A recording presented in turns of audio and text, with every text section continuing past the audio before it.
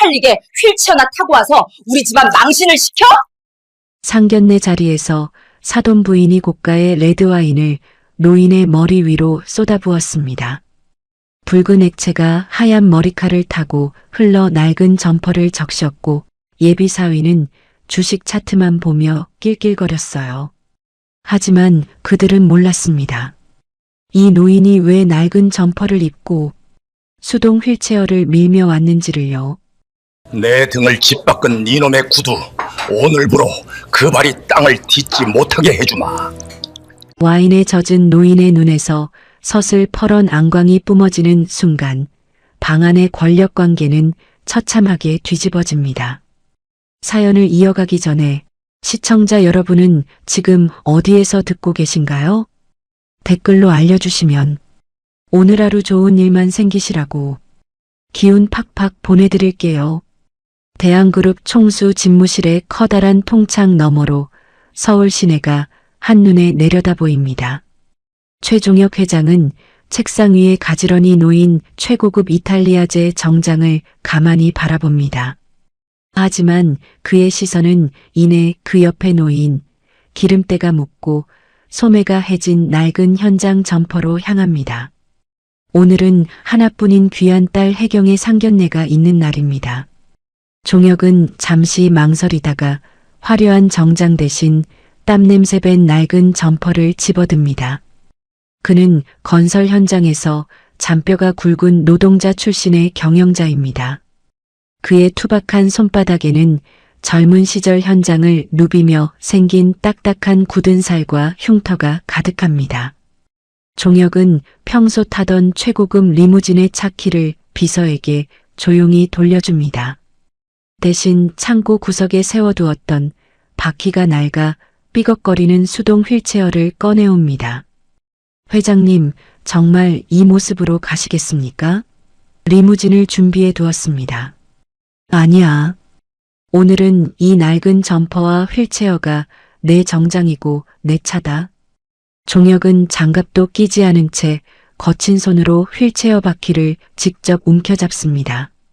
손등의 흉터는 30년 전 지하철 공사 현장에서 동료를 구하려다 얻은 영광의 흔적입니다. 그는 예비 사돈인 이한섭 일가가 사람의 겉모습이 아닌 진심을 볼 줄 아는지 시험하려 합니다. 딸의 평생 행복이 걸린 문제이기에 그는 스스로 낮은 곳으로 내려가기를 자처합니다. 수만 명의 직원을 호령하던 거인이 오늘은 초라한 노인의 모습으로 문을 나섭니다. 화려한 껍데기를 모두 벗어던지고 오직 투박한 알맹이로만 마주할 생각입니다. 점퍼에 스며든 피와 땀의 기억이 오늘따라 유난히 뜨겁게 느껴집니다. 혜경을 대학 보내던 날의 설렘과 현장의 결연함이 담긴 이 옷이 그의 자부심입니다. 혜경아, 아버지가 조금 늦어도 이해해 주렴. 오늘은 조금 느리게 가야겠구나. 휠체어 바퀴가 복도를 지나 엘리베이터로 향하는 소리가 고요한 복도에 울려 퍼집니다. 높은 곳에 앉아 세상을 내려다보던 그가 이제 가장 낮은 곳에서 세상을 보려 합니다. 사랑하는 딸을 위해 준비한 가장 처절하고도 고귀한 시험이 이제 막 시작되었습니다. 그의 무거운 휠체어 바퀴가 한 바퀴씩 구를 때마다 거인의 진심도 함께 굴러갑니다. 최종혁 회장은 화려한 본사 집무실을 뒤로하고 홀로 휠체어 바퀴를 굴립니다. 번쩍이는 리무진 대신 선택한 것은 삐걱거리는 수동 휠체어와 낡은 점퍼였습니다. 그는 익숙했던 수행 비서의 도움도 물리치고 혼자서 지하철역으로 향합니다. 높은 빌딩 숲을 지나 지하철 입구에 도착하자마자 눈앞에 가파른 계단이 나타납니다. 평소라면 의식조차 못했을 그 계단이 오늘은 거대한 장벽처럼 종혁을 가로막았어요.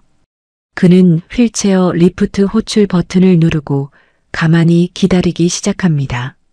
하지만 낡은 기계는 지직거리는 소리만 낼 뿐 아무런 반응이 없었습니다. 지나가는 사람들은 낡은 점퍼를 입은 종혁을 그저 길을 막는 노인으로 여기며 지나칩니다. 바쁜 걸음을 옮기던 한 청년이 종혁의 휠체어 바퀴에 발이 걸리자 대놓고 인상을 씁니다. 아니, 노인네가 왜 이런 좁은 데서 길을 막고 서 있어? 참나 재수없게. 종혁은 사과 대신 돌아온 차가운 가시 돋친 말에 입술을 굳게 깨물었습니다. 한참을 기다린 끝에야 영무원이 나타났지만 그의 표정 역시 귀찮음이 가득했어요. 어르신, 이거 리프트가 고장이라 수리기사 불러야 해요. 한참 걸릴 텐데 다른 역으로 가시죠? 상관없네. 여기서 기다릴 테니 고쳐지는 대로 좀 도와주게. 종혁은 차가운 역사 바닥에 덩그러니 남겨져 사람들의 발치만 묵묵히 바라봅니다. 그는 이 도시의 기반을 닦고 수많은 도로와 지하철 공사를 진두지휘했던 사람입니다. 자신이 만든 이 거대한 도시의 지하에서 정작 자신이 소외된 약자가 된 기분이었어요. 화려한 겉모습 뒤에 가려진 우리 사회의 차가운 단면이 뼈저리게 느껴집니다. 종혁은 리프트 옆에 차가운 시멘트 벽면을 거친 손바닥으로 가만히 쓸어내려 봅니다. 이 벽 하나를 세우기 위해 얼마나 많은 노동자의 땀과 눈물이 들어갔는지 그는 잘 압니다. 그 역시 30년 전 바로 이 지하철 공사 현장에서 젊은 직원을 구하려다 다리를 잃었습니다. 무너지는 구조물 아래에서 동료를 밀쳐내고 대신 휠체어 신세가 되었던 그날의 기억. 그에게 이 휠체어는 무능의 상징이 아니라 생명을 구한 영광의 흉터와도 같습니다. 하지만 세상 사람들에게 그는 그저 낡은 점퍼를 입은 초라한 장애인 노인일 뿐입니다. 겨우 움직이기 시작한 리프트는 쇠 긁는 소리를 내며 아주 천천히 하강합니다. 좁고 답답한 리프트 안에서 사람들의 시선은 여전히 종혁의 낡은 운동화와 해진 소매에 머뭅니다. 요즘은 나라에서 돈도 많이 준다는데 왜 저렇게 지저분하게 하고 다닌대? 등 뒤에서 들려오는 아주머니들의 수군거림이 비수처럼 가슴에 박혔어요. 종혁은 대꾸하는 대신 휠체어 손잡이를 쥔 손에 힘을 더 꽉 줍니다. 역사 밖으로 나오자 강남의 화려한 네온 사인이 종혁의 눈을 어지럽힙니다. 호텔로 향하는 언덕길은 리프트를 기다리느라 이미 시간이 많이 지체된 상태였어요. 그는 서둘러 직접 휠체어 바퀴를 굴리며 가파른 오르막을 오르기 시작합니다. 손바닥에 박힌 굳은 살이 휠체어 고무와 마찰하며 뜨거운 열기를 내뿜습니다. 숨이 턱 끝까지 차오르고 이마에는 굵은 땀방울이 쉴 새 없이 흘러내립니다. 혜경아, 아빠가 조금 늦어도 이해해다오. 이 길이 생각보다 많이 험하구나. 종혁은 혼잣말을 내뱉으며 고통을 참아내고 묵묵히 전진합니다. 오늘 상견례 자리에서 겪을 수모는 아마 이 리프트 안에서의 시선보다 더 차가울 것입니다. 딸 혜경이 사랑한다는 그 남자의 집안이 정말 사람의 진심을 볼 줄 아는지 확인해야 합니다. 만약 그들이 겉껍데기만 보고 사람을 판단한다면 종혁은 그 어떤 대가를 치르더라도 딸을 지킬 것입니다. 그는 땀 범벅이 된 얼굴을 낡은 점퍼 소매로 닦아내며 마침내 호텔 정문에 도착합니다. 입구에 선 건장한 보안 요원들이 낡은 휠체어를 탄 종혁을 보고 앞을 가로막습니다. 어르신, 여기는 함부로 들어오시는 곳이 아닙니다. 노숙자면 저쪽 건너편으로 가세요. 종혁은 비굴하게 웃는 대신 허리를 꼿꼿이 펴고 가방에서 예약 확인증을 꺼냅니다. 가장 낮은 곳을 지나온 거인의 눈빛에는 이제 서슬 퍼런 냉기가 감돌기 시작합니다.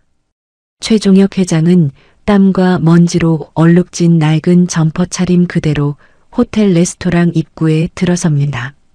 화려한 샹들리에 조명이 그의 초라한 휠체어를 비추자 주변 사람들의 시선이 따갑게 꽂혔어요. 안쪽 테이블에는 이미 중견 건설사 사장 이한섭과 그의 아내 송 여사가 거만한 자세로 앉아 있었습니다. 혜경은 안절부절 못하며 입구 쪽을 바라보다가 아버지를 발견하고는 서둘러 달려 나옵니다. 하지만 이한섭 사장은 종혁의 행색을 보자마자 미간을 잔뜩 찌푸리며 혀를 차버립니다. 혜경아, 저분이 정말 내 아버지시냐? 무슨 공사판에서 방금 막 노가다 뛰다 오신 분 같구나. 이한섭은 인사는커녕 자리에서 일어나지도 않은 채 냉소적인 목소리로 내뱉었습니다. 옆에 있던 송 여사는 코를 싸주며 대놓고 불쾌한 기색을 드러냈어요.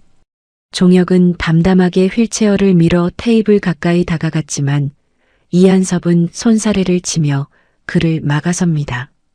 어이구, 잠깐만요. 거기 멈추세요. 우리 옷에 먼지라도 튀면 어쩌려고 그럽니까? 애초에 급이 맞아야 한 자리에 앉는 법인데 이거 참 시작부터 기분이 좋지 않네요. 사돈댁, 말이 너무 심하신 거 아닙니까? 늦어서 미안합니다만 예의는 좀 지켜주셨으면 좋겠군요. 종혁은 최대한 감정을 억누르며 차분하게 대답했어요. 그는 이한섭의 오만한 눈빛을 피하지 않고 정면으로 응시했습니다. 하지만 이한섭은 가당치도 않다는 듯 콧방귀를 뀌며 와인 잔을 만지작거립니다. 그의 눈에는 종혁의 손에 박힌 굳은 살이 그저 천한 노동자의 흔적으로만 보였어요. 예의요? 예의는 대접받을 만한 차림을 하고 왔을 때나 찾는 겁니다. 건설사 사장인 내가 이런 낡은 휠체어랑 마주 앉아 있다는 걸 누가 보기라도 하면 내 체면이 뭐가 되겠습니까? 여보, 말해 뭐해요? 딱 봐도 평생 막노동이나 하면서 입에 풀칠하며 산 노인네 같은데. 혜경아, 너 우리 아들이랑 결혼하고 싶으면 내 아버지는 식장 구석에나 계시라고 해야겠다. 송 여사의 독설에 혜경의 눈시울이 붉어지기 시작합니다. 아버지가 입은 그 낡은 점퍼가 사실은 수많은 사람을 살린 영광의 흔적임을 그녀는 잘 알고 있었어요. 하지만 종혁은 혜경의 손을 가만히 잡으며 고개를 저었습니다. 그는 이한섭이 어디까지 바닥을 드러내는지 묵묵히 지켜보기로 했어요. 그래서 이 결혼을 허락하는 조건이 뭡니까? 말씀을 들어보죠. 종혁이 묻자 이한섭은 기다렸다는 듯 탐욕스러운 본색을 드러냅니다. 그는 종혁을 무능한 빈곤층 노인으로 단정짓고 막대한 결혼 비용을 제한하고 창피를 줄 궁리만 하고 있었어요. 테이블 위에 놓인 식기들이 이한섭의 거친 손짓에 달그락거리며 불쾌한 소리를 냅니다. 솔직히 말해서 우리 명진이가 아깝지만 혜경이가 하도 매달리니 기회를 주는 겁니다. 대신 강남에 50평대 아파트 한 채는 해오셔야지. 그리고 우리 회사가 이번에 사업 확장을 하는데 필요한 사업 자금으로 한 50억 정도는 지원해 주시는 걸로 합시다. 50억이라니요. 제가 그런 큰 돈이 어디 있다고 생각하십니까? 없으면 빌려서라도 해와야지. 건설사 사장 사돈 두는 게 어디 쉬운 일인 줄 알아? 이보쇼, 노인네. 당신 딸이 우리 집안에 들어오는 건 신분 상승이나 다름없어. 그 정도 성의는 보여야 우리도 당신 같은 사람을 사돈으로 인정해 줄 거 아닙니까? 이한섭은 마치 은혜를 베푸는 양 거만하게 턱을 치켜들었습니다. 종혁은 속으로 끓어오르는 분노를 사기며 휠체어 바퀴를 꽉 잡았어요. 장갑도 끼지 않은 그의 손바닥에 휠체어의 차가운 금속 느낌이 선명하게 전해집니다. 이한섭은 그 투박한 손을 보며 다시 한번 조롱을 섞어 말합니다. 그 손 좀 보쇼. 평생 땅이나 파고 시멘트나 발랐을 손인데 내 말 알아듣기는 합니까? 시골 노인네처럼 멍하니 있지 말고 대답을 해보란 말이야. 사장님, 돈이 사람의 가치를 결정한다고 믿으시는 모양이군요. 당연한 소리. 돈이 곧 실력이고 인격인 세상이야. 당신처럼 낡은 점퍼 걸치고 휠체어 타는 사람이 뭘 알겠어? 어차피 딸 팔아서 노후 대책하려는 거 다 아니까 좋게 말할 때 도장 찍을 준비나 하쇼? 종혁은 실소조차 나오지 않는 이 상황에 깊은 탄식을 내뱉습니다. 자신이 평생을 바쳐 일궈온 건설업계에 이런 오만하고 천박한 자가 있다는 사실이 개탄스러웠어요. 이한섭은 종혁의 침묵을 굴복으로 착각했는지 더욱 기세등등하게 목소리를 높였습니다. 레스토랑의 다른 손님들이 쳐다볼 정도로 무례한 소음이 공간을 가득 채웠습니다. 혜경은 참다 못해 테이블을 내리치며 소리쳤습니다. 그만하세요. 우리 아버지가 어떤 분이신지 알기나 하고 이러시는 거예요? 혜경아, 가만히 있어라. 아버지랑 사장님이 말씀 중이잖니. 너도 참 눈치 없기는. 예비 사위 명진은 고개도 들지 않은 채 핸드폰만 만지작거리며 혜경을 윽박질렀어요. 종혁은 그런 명진의 모습에서 이 집안의 미래가 얼마나 어두운지 똑똑히 보았습니다. 이한섭 일가의 탐욕과 무례함은 이미 선을 넘어도 한참 넘어가고 있었습니다. 거인의 심판이 머지않았음을 모르는 그들은 여전히 승리감에 도취해 와인을 들이켰습니다. 종혁은 차갑게 식어버린 스테이크를 내려다보며 결심했습니다. 더 이상 이들에게 딸의 미래를 맡길 수도, 이 바닥에서 이런 자들이 활개치게 둘 수도 없다고 말이죠.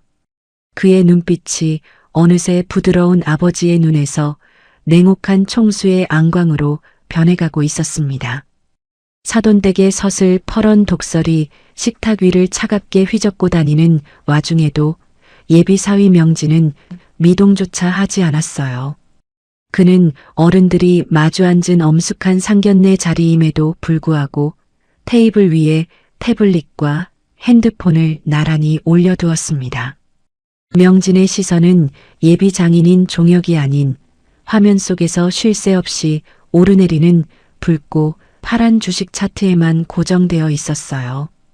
간간히 빨간 막대가 솟구칠 때마다 그는 주변의 무거운 공기는 아랑곳하지 않고 입가에 비열한 미소를 띠곤 했습니다. 종혁은 그런 명진의 정수리를 가만히 내려다보았습니다. 자신의 부모가 예비 장인의 낡은 점퍼와 휠체어를 조롱하며 인격을 처참히 짓밟고 있는데도 명진은 마치 남의 집 구경을 온 사람처럼 방관할 뿐이었어요. 오히려 코인 창의 변동 그래프를 확인하며 짧게 낄낄거리는 그 소리가 적막한 레스토랑 안에 날카롭게 울려 퍼졌습니다. 그 천박한 웃음소리는 종혁의 가슴에 이한섭 사장의 폭언보다 더 깊은 상처를 남겼습니다. 사람의 도리보다 숫자의 노예가 된 청년의 모습에 종혁은 형용할 수 없는 비애를 느꼈어요. 혜경은 참다 못해 떨리는 손으로 명진의 소매를 살짝 잡아당겼습니다. 명진 씨, 제발. 지금 뭐 하는 거예요? 어른들 앞에서 예의가 아니잖아요. 혜경의 목소리는 금방이라도 터질 듯한 울음 섞인 호소였어요. 하지만 명진은 귀찮다는 듯 혜경의 손을 거칠게 뿌리치며 핸드폰 화면에서 눈을 떼지 않았습니다. 아, 진짜 중요한 구간이라고 몇 번을 말해? 지금 이 타이밍 놓치면 우리 결혼 자금 다 날아가는 거 안 보여? 명진은 오히려 혜경을 향해 차갑게 쏘아붙이며 비겁한 본색을 가감없이 드러냈습니다. 분위기 망치지 말고 가만히 좀 있어. 내가 옆에서 징징대니까 차트 분석이 안 되잖아. 그의 눈에는 눈물이 그렁그렁 맺힌 예비 신부의 슬픔 따위는 보이지 않았습니다.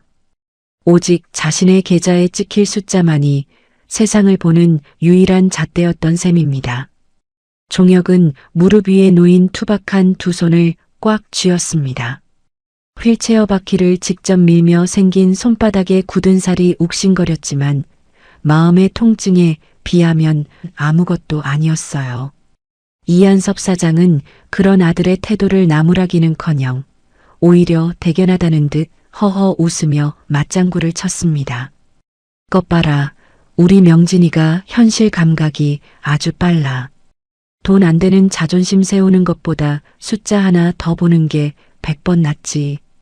부모의 천박함이 자식에게 그대로 대물림된 현장을 보며 종혁은 씁쓸한 입맛을 다셨습니다. 명진은 그제야 고개를 아주 잠깐 들어 종혁을 힐끗 보았습니다. 그의 눈빛에는 예비 장인에 대한 최소한의 존경이나 배려는 눈 씻고 찾아봐도 없었어요. 장인어른, 솔직히 요즘 세상에 누가 수동 휠체어를 타고 상견례를 옵니까? 우리 부모님 체면도 좀 생각해 주셔야죠. 안 그래요? 명진은 마치 가르치듯 훈수까지 두며 종혁의 가슴에 대못을 박았습니다. 그는 종혁의 낡은 점퍼가 사실은 수많은 생명을 구한 영광의 훈장이라는 사실을 꿈에도 몰랐어요. 종혁은 이 젊은 청년이 딸 혜경의 배우자가 될 뻔했다는 사실에 소름이 돋았습니다. 명진은 다시 태블릿 화면 속으로 얼굴을 파묻으며 세상에서 가장 비겁한 뒷모습을 보였습니다. 화려한 호텔 조명 아래에서 명진의 핸드폰 액정만이 차갑고 푸른 빛을 내뿜고 있었어요. 그 빛은 마치 이 집안 사람들의 얼어붙은 심장처럼 비정하고 소름 끼치게 느껴졌습니다. 종혁은 이제 이 기만적인 연극을 끝내야 할 시간이 다가오고 있음을 직감했습니다. 혜경은 자신의 선택이 얼마나 잘못되었는지 깨달으며 고개를 떨구고 어깨를 들썩였습니다. 옆에서 지켜보던 종혁의 마음도 천갈래 만갈래로 찢어지는 듯 했어요. 하지만 그는 애써 평정심을 유지하며 명진의 행동 하나하나를 눈에 담았습니다. 가장 낮은 곳에서 지켜본 그들의 밑바닥은 종혁이 예상했던 것보다 훨씬 더 깊고 어두웠습니다. 저런 인성을 가진 자에게 딸의 인생을 맡기는 것은 사지로 밀어넣는 것과 다름없었으니까요. 종혁은 휠체어 손잡이를 잡은 손에 다시 한번 힘을 주었습니다. 명진은 여전히 코인 시세가 올랐는지 입을 벌리고 낄낄거리며 화면을 넘기고 있었습니다. 그 천박한 웃음소리가 고요한 레스토랑의 품격을 산산이 조각내고 있었어요. 종혁의 눈빛은 어느새 슬픔을 넘어 이 무례하고 탐욕스러운 연극의 막을 내릴 준비가 끝났습니다. 종혁은 자신을 벌레 보듯 하는 이한섭 부부와 자신을 투명 인간 취급하는 명진을 번갈아 보았습니다.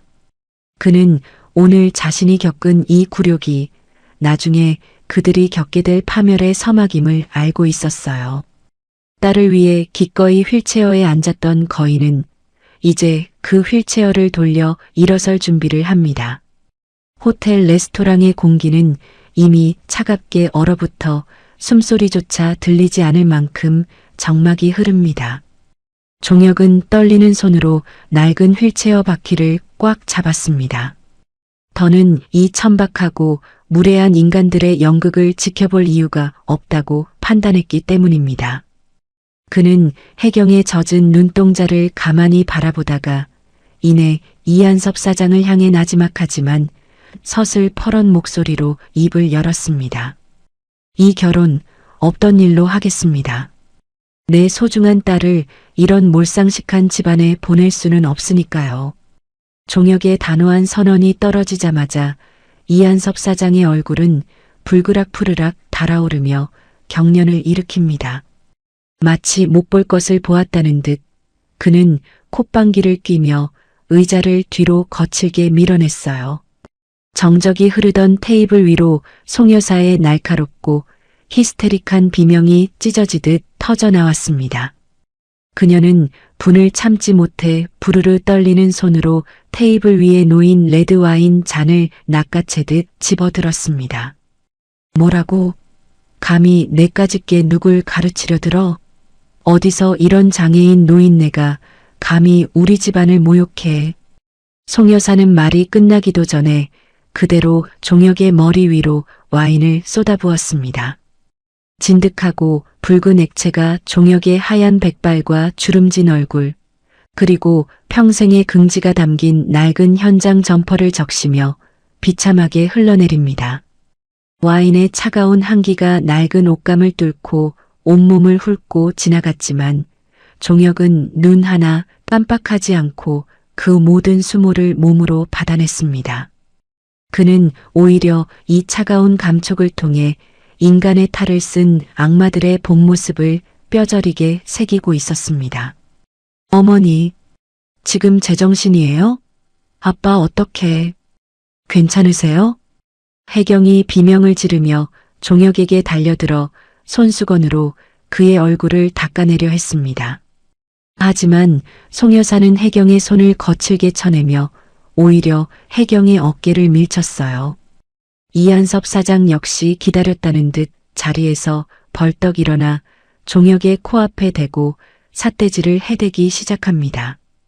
주변 테이블의 손님들이 수군거리며 쳐다보았지만 그들은 이미 이성을 잃은 상태였습니다. 이보쇼, 노인네. 우리가 당신 딸 걷어준다고 하니까 세상이 다 당신 것 같나 본데 제발 주제 파악 좀 하죠? 장애인 주제에 어디서 감히 큰 소리야? 당신 같은 인간은 이런 호텔에 발을 들인 것 자체가 민폐라고. 사돈댁, 아니 이한섭 씨. 당신들의 그 오만함과 무례함이 오늘 당신들을 어떤 파멸로 이끌지 정말 모르는 겁니까? 종혁의 목소리는 낮고 낮았지만 그 안에는 거대한 폭풍을 품은 듯한 위엄이 서려 있었습니다. 하지만 와인에 젖어 꼴이 말이 아닌 초라한 모습 때문인지 이한섭 일가에게는 그저 패배자의 공허한 발악으로만 들릴 뿐이었어요. 그들은 종혁의 눈에서 뿜어져 나오는 서슬퍼런 안광을 보지 못한 채 그저 겉으로 보이는 젖은 점퍼만을 비웃었습니다. 어머, 저 노인네 말하는 것 좀 봐. 여보, 저런 인간이랑 무슨 말을 더 섞어요? 당장 경비 불러서 쫓아내버려요. 재수없게 와인 다 버렸네. 송 여사는 이제 아예 소리를 지르며 히스테리를 부렸고 명진은 이 난리통 속에서도 태블릿의 주식 차트에서 눈을 떼지 않았습니다. 그는 오히려 상황이 귀찮다는 듯 혀를 차며 옆에서 오열하는 혜경을 향해 비정한 한마디를 툭 내뱉었습니다. 야, 진짜 쪽팔리게 왜 이래? 내 아버지는 왜 저렇게 고집불통이냐? 그냥 사과하고 아파트 해준다고 하면 끝날 일을 가지고 분위기 다 망치고 말이야. 나 오늘 수익 난 거 다 날아가게 생겼잖아. 종혁은 붉게 물든 점퍼 소매로 얼굴에 흐르는 와인을 닦아내며 휠체어 바퀴를 천천히 돌렸습니다. 인격이 처참히 짓밟히고 평생 쌓아온 명예가 바닥으로 떨어진 순간이었지만 그의 눈빛만은 그 어느 때보다 명료하게 빛나고 있었어요. 그는 이 차가운 와인의 향기와 옷감에 배어드는 비릿한 포도향을 하나하나 기억 속에 저장했습니다. 그것은 이제 곧 시작될 거대한 심판의 방아쇠가 될 것이기 때문입니다. 혜경아, 그만 울어라.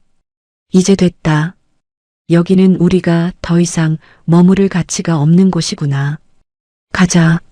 종혁이 떨리는 팔 근육에 힘을 주어 휠체어 바퀴를 굴리려 하자 이한섭 사장이 비열한 웃음을 지으며 휠체어 앞을 가로막았습니다.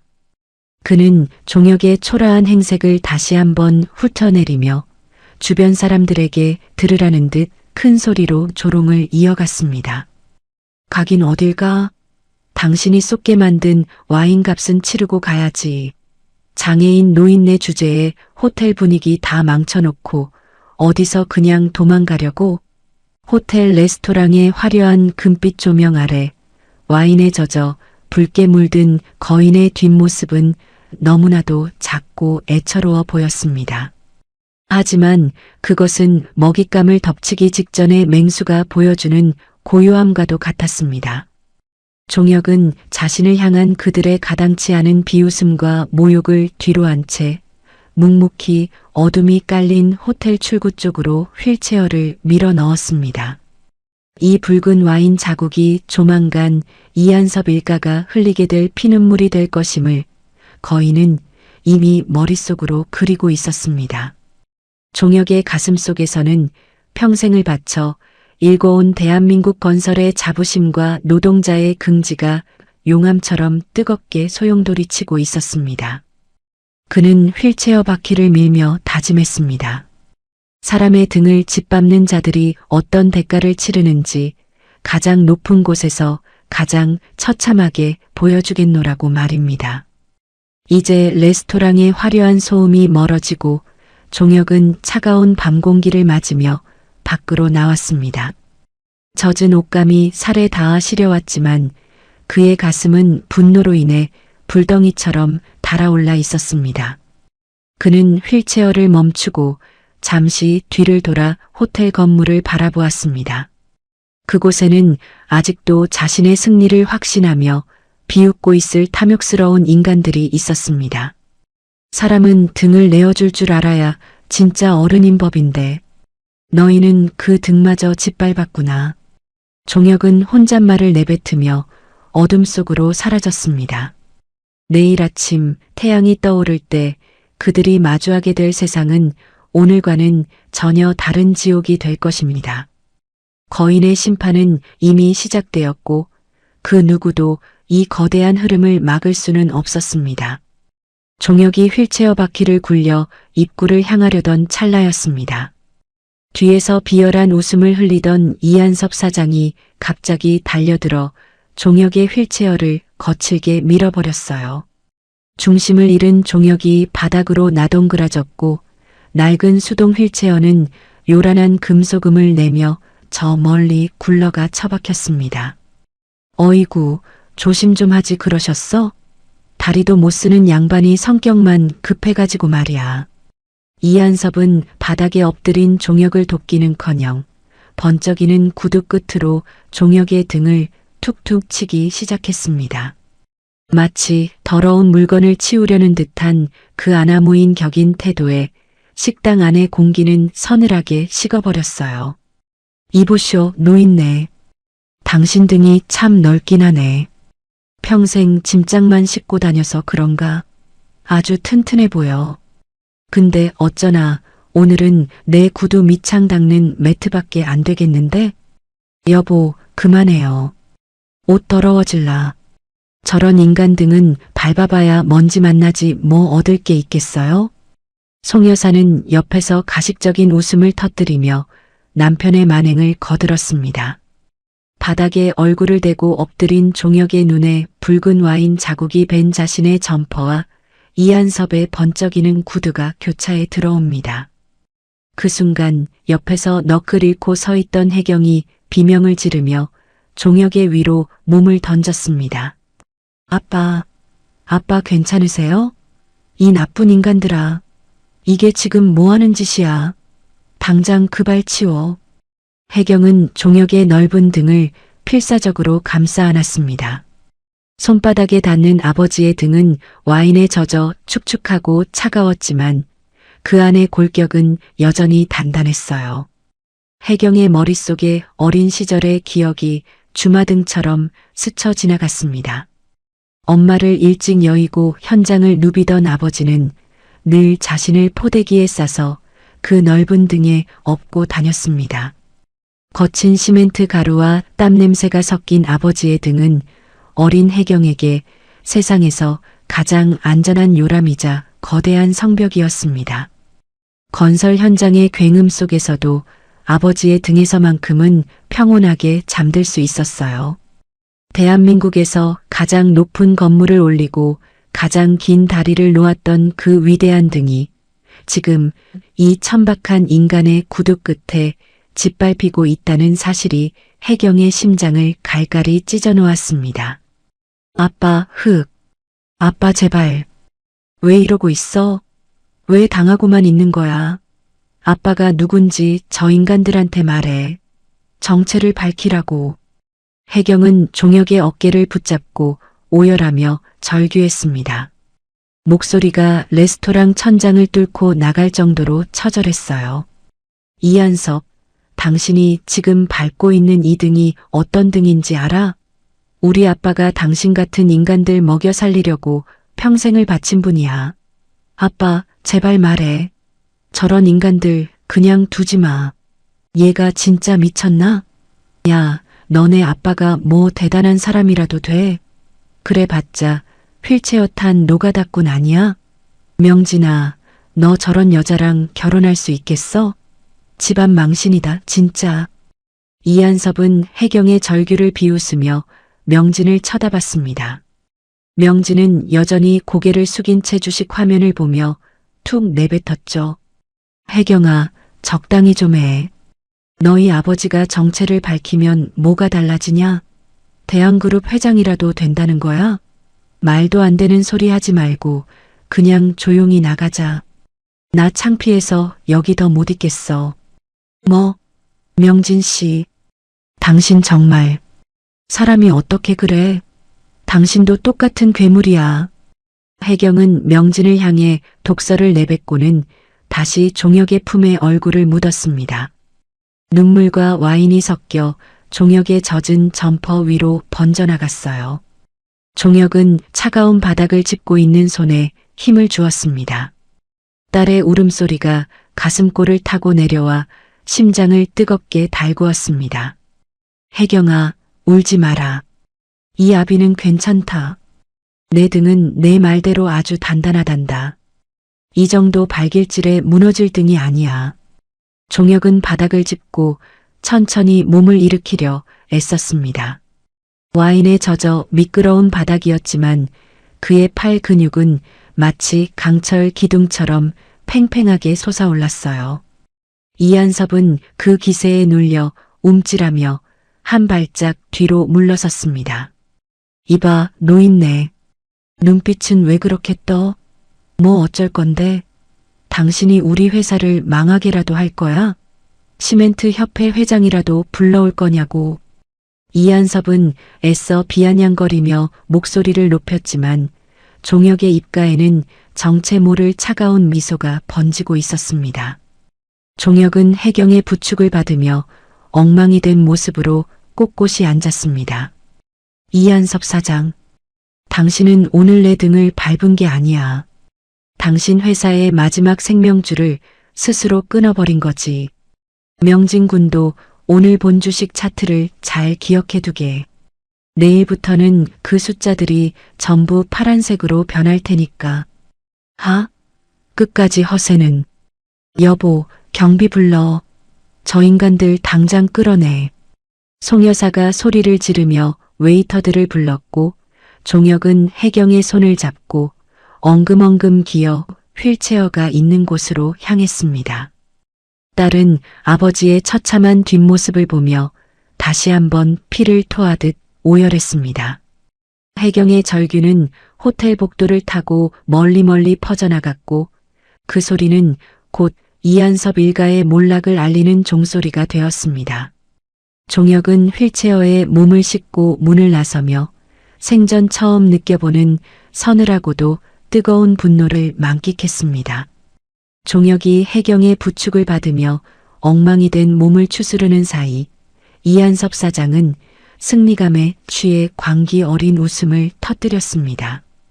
그는 바닥에 고인 붉은 와인을 구두굽으로 지지기며 이제 막 현장을 떠나려는 혜경의 앞을 다시 한번 가로막았습니다. 그의 눈에는 이미 사돈에 대한 예의나 인간에 대한 일말의 동정심조차 남아있지 않았어요. 오직 가진 자의 오만함과 약자를 짓밟는 쾌락만이 번들거리고 있었습니다. 어디를 그냥 가려고? 혜경아, 내 아버지가 친 사고를 내가 수습해야 하지 않겠니? 내 인맥이 어디까지 닿아 있는지 내가 아직 모르는 모양인데 내 말 한마디면 내 아비 같은 노가다꾼 목숨줄 끊는 건 일도 아니야. 오늘부로 내 아버지는 대한민국 어떤 건설 현장에서도 발붙이지 못하게 매장해주마. 그 낡은 점퍼가 수위가 될 때까지 말이야. 이한섭의 입에서 나온 잔인한 폭언이 레스토랑의 공기를 날카롭게 갈랐습니다. 혜경은 공포와 분노로 온몸을 떨며 아버지의 앞을 막아섰지만 정작 종혁의 반응은 의외였습니다. 와인에 젖은 얼굴을 소매로 닦아낸 종혁의 눈빛이 순식간에 돌변했거든요. 슬픔과 인내로 가득했던 눈동자에서 서슬퍼런 안광이 뿜어져 나오기 시작했습니다. 그것은 수만 명의 직원을 호령하고 대한민국 마천루의 지도를 바꾼 절대 권력자의 눈빛이었습니다. 종혁은 혜경의 떨리는 손을 따뜻하게 감싸쥐며 그녀를 다독였습니다. 그리고는 휠체어 바퀴를 고정하고 오직 팔의 힘만으로 몸을 꼿꼿하게 세워 이한섭을 내려다보았습니다. 비록 앉아 있었지만 그에게서 뿜어져 나오는 위압감은 이한섭을 압도하고도 남았어요. 이한섭 사장, 방금 아주 흥미로운 말을 했더군. 내 목숨줄을 끊고 업계에서 매장하겠다고?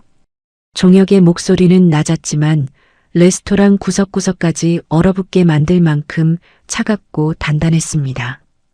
이한섭은 자신도 모르게 마른 침을 삼키며 뒷걸음질을 쳤어요. 그래, 못할 것 같아? 내 인맥이면 당신 같은 늙은이 하나 매장하는 건 식은 죽 먹기야. 내가 누군지 알아? 명진건설 대표 이한섭이야. 명진건설이라. 고작 그 작은 회사의 사장 타이틀이 당신의 무기였나? 그렇다면 똑똑히 들어두게. 내 놈이 말한 그 건설업계의 생사여 탈권, 오늘부로 내가 회수하겠다. 아니, 내가 직접 내 놈의 숨통을 끊어주마. 뭐, 이 노인네가 진짜 와인을 마셨나? 머리가 어떻게 된 거야? 당신이 뭔데 생사여 탈권을 운운해? 종혁은 품속에서 와인에 젖지 않은 안주머니를 뒤져 작은 수첩 하나를 꺼냈습니다. 그리고 그 안에 끼워져 있던 대한민국 건설사 사장들이라면 꿈속에서도 두려워할 그 명함을 테이블 위에 거칠게 내던졌습니다. 내가 누구냐고 물었나? 대한민국 모든 건설 현장의 피와 같은 시멘트를 쥐고 있는 사람. 한국시멘트협회 회장, 그리고 대한그룹 총수 최종혁이다.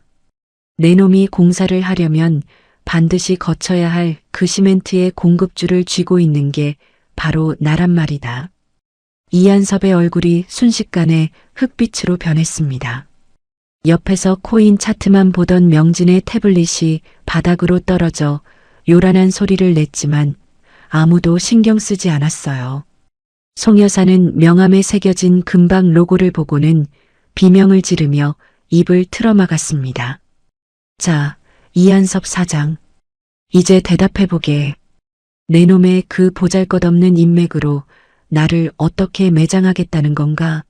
내일부터 대한민국 전역의 시멘트 공급망에서 명진건설의 이름은 영원히 삭제될 것이다.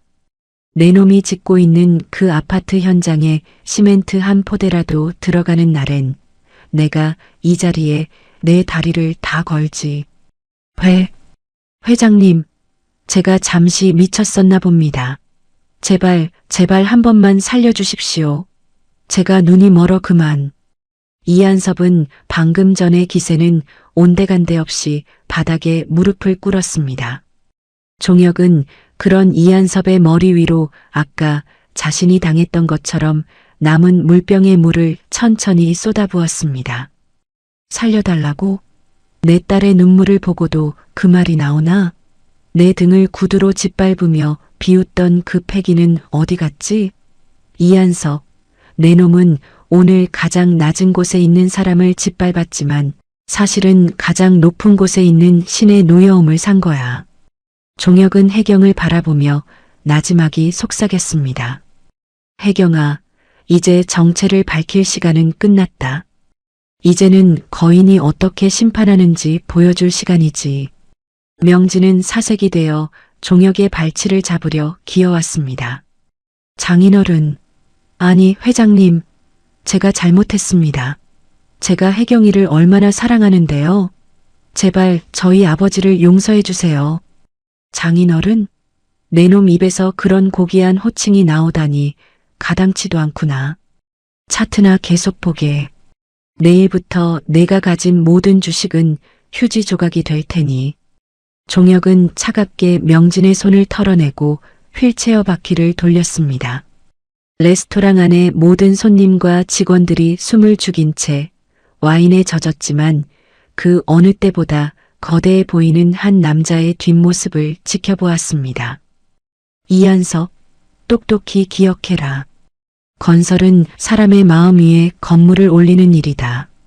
사람을 짓밟는 자가 만든 건물은 모래성보다 못하다는 걸 내가 내 놈의 파멸로 증명해 주마.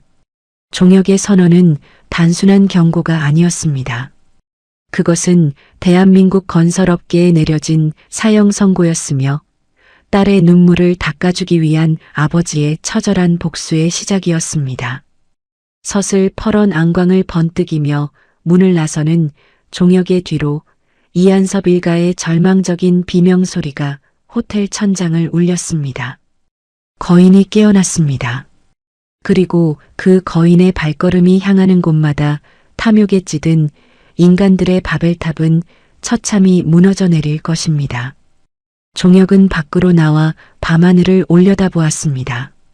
차가운 바람이 젖은 점퍼를 식혔지만 그의 가슴 속 복수의 불꽃은 그 어느 때보다 뜨겁게 타오르고 있었습니다. 다음 날 아침 대한민국 건설업계에는 유례없는 폭풍이 몰아쳤습니다. 이한섭 사장이 운영하던 명진건설의 모든 현장에 시멘트 공급이 일제히 중단되었습니다. 전국 시멘트 협회의 명령 한마디에 레미콘 차량들이 회차했고 굳지 않은 콘크리트처럼 명진건설의 운명도 무너져 내리기 시작했어요. 주식시장에서는 명진건설의 주가가 개장과 동시에 하한가로 곤두박질 쳤습니다. 명진이 그토록 매달렸던 차트의 붉은 선들은 잔인하게 파란색으로 변하며 그의 전 재산을 집어삼켰습니다. 호텔 레스토랑에서의 오만했던 모습은 온데간데 없었습니다. 이한섭 일가는 이른 아침부터 대한그룹 본사 로비에 나타나 바닥에 머리를 찌우며 통곡했어요. 어제 종혁에게 와인을 부었던 송 여사는 헝클어진 머리로 비명을 지르며 용서를 빌었습니다. 하지만 종혁은 단 한 번의 눈길도 주지 않은 채 비서실을 통해 단호한 메시지를 전했습니다. 사람을 짓밟고 세운 건물은 모래성보다 위험한 법이다. 내 놈들이 뿌린 독설의 씨앗을 이제 온몸으로 거두어라. 이한섭 사장은 절망하며 실신했고 명진은 빚쟁이들의 독촉 전화를 받으며 로비에서 끌려나갔습니다. 거인의 심판은 이토록 빠르고 서늘하며 한치의 오차도 없이 정확했습니다. 그들이 그토록 숭배하던 돈과 권력이 자신들이 무시했던 한 노인의 손가락 끝에 신기루처럼 사라지는 순간이었어요. 심판의 폭풍이 지나간 오후 종혁은 다시 낡은 현장 점퍼를 입고 휠체어에 앉았습니다. 화려한 회장실의 안락한 의자보다 그는 딸 혜경과 함께 걷는 평범한 거리가 더 편안했습니다. 두 사람은 어제 그 수모를 겪었던 지하철 역사를 다시 찾았습니다. 혜경은 아버지의 휠체어를 뒤에서 천천히 밀며 어제와는 다른 평온한 공기를 들이마셨습니다. 아빠, 어제는 정말 죄송했어요. 제가 그런 사람들을 사랑한다고 믿었다니. 제 눈이 너무 멀었었나 봐요. 종혁은 혜경의 손을 가만히 잡으며 인자한 미소를 지었습니다. 역산의 차가운 시멘트 벽면을 바라보며 그는 자신이 평생을 바쳐 일궈온 가치에 대해 조용히 입을 열었습니다. 혜경아, 아버지가 다리를 잃고 이 휠체어에 앉게 된 건 후회가 아니라 긍지란다. 타인을 위해 내 등을 내어줄 줄 알아야 비로소 진짜 어른이 되는 법이지. 껍데기에 취해 등을 짓밟는 자들은 결코 세상의 무게를 견디지 못하는 법이야. 종혁은 휠체어 위에서 고개를 들어 지하철 계단을 오르내리는 사람들을 바라보았습니다.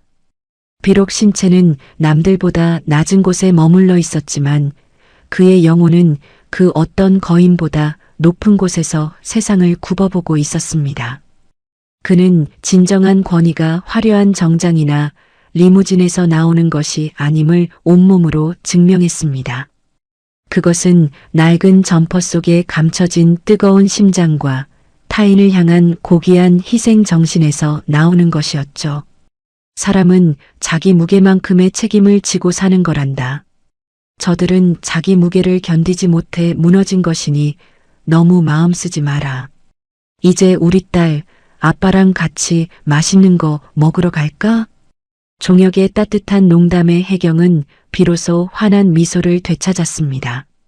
휠체어 바퀴가 굴러가며 내는 삐걱거리는 소리는 어제의 비참한 소음이 아니었습니다. 그것은 정직하게 살아온 한 인간이 세상에 당당히 내딛는 승리의 발자국 소리였습니다. 두 사람의 뒷모습 위로 지하철 역사의 은은한 조명이 내려앉았습니다. 세상은 여전히 바쁘게 돌아가고 사람들은 여전히 겉모습으로 누군가를 판단할지 모릅니다. 하지만 오늘 이 길을 지나는 누구라도 휠체어에 앉은 이 노인의 눈빛을 마주한다면 깨닫게 될 것입니다. 진정한 거인은 가장 낮은 곳에서 가장 묵묵하게 우리 곁을 지키고 있다는 사실을 말이죠. 이 이야기는 혜경의 밝은 웃음소리와 함께 깊은 여운을 남기며 끝을 맺습니다. 오늘 사연은 여기까지입니다. 끝까지 시청해 주셔서 고맙습니다. 구독과 좋아요 남겨주실 거죠? 감사합니다.